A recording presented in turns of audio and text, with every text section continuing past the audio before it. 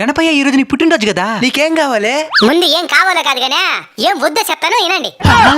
ముందు నా చెవుల దగ్గర నుంచి హై వాల్యూమ్ స్పీకర్లు తీసేయండి. చూడొచ్చేసే మార్గుంది.